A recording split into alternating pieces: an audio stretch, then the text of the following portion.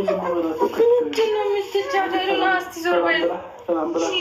ህፃን ጋር ሰዋል ህፃን ሆነ እንዴ ጨራሽ ይዘሽው የምትሄጂ መስሎት እየተጨናነቀ ነው ያለው። እሺ ይዤ ካልሄድም በይው ትቀፈው በቃ አሁን ተፈቅዶልሻል። ይዘሽው የምትሄጂ መስሎት እየተጨናነቀ ነው ያለው። ከዛሬው ልክ ስለማያልፍ ነው እኔም ዝም ያልኩት። እንደዚህ ሪላክስ የምታደርጊ እሺ። አሁን ከዛሬ ስለማታልፍ ነው እኔም እንደዚህ ዘና እንድትል የፈቀድኩልህ። እሺ አሁን ቢያሉት ይዟል። እሺ እሺ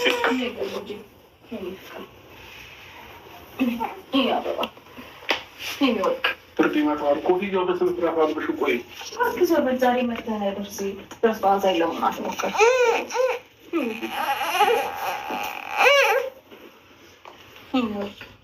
እንዳትነግራት እሺ። ደግሞ ማታ የነገርኩህን አይነግርሽም። የፈለገ ነገር ግን አይነግርሽም። የምር አይነገርም። ሚስጥር ጠባቂ ነው የኔ ልጅ። እሺ ታጠቢዋለሽ ወይስ እኔ ላጥበው? ማለቴ በጡጦ ላጥበው ታጠቢዋለሽ? እኔ እነግርሻለሁ። ክፉ ነገር አታናግሪ።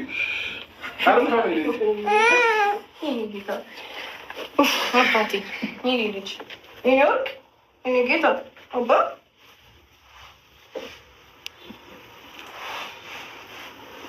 ማናት እያለ እኮ ነው ግራ ገብቶኛል። አንቺ ማናት ይቺ አዲስ ሰው ምናምን ነገር እያለ አረ ቤላ ቅድም አሁን እና ቤላ ሲመጣ አውቋቸዋል። አንቺ ግን አላወቀሽም እንጂ ይሄ ላምትለው የለህም። ኧረ የምትጨምረው ነገር ካለች ምንም ነገር የለም። አያውቅሽም። እሺ እሺ አሁን ልታየው ነው። እስከዛ ድረስ ቆየ።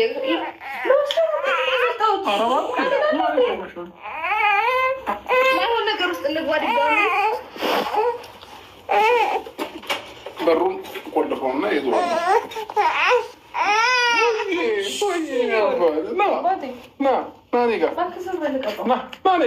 አንቺ እኮ ይዘሽው እያለቀሰ ነው። እሺ ናብየው ካልመጣ ይዘሽው እንጂ ከፈለግሽ ናብየው እንዲህ እጁን ካልዘረጋ በቃ ቆይ በቃ አለመጥኩ። እስኪ በቃ እሺ ሩታኔ አንዲስ ነኝ። አሁን ናብየው ካልመጣ ማለት ነው ይዘሽው ትይያለሽ። ና አባቴ እኔ ጋር ልውል አይደለም። አንተ ምንድን ነው ያስነካው? ምንድን ነው የነካው? የምር እጁን ትዘረጋ እንዳትወጥ ተባክልሽ። አትገነጠልብኝ። አንተ ና እኔ ጋር ይኸው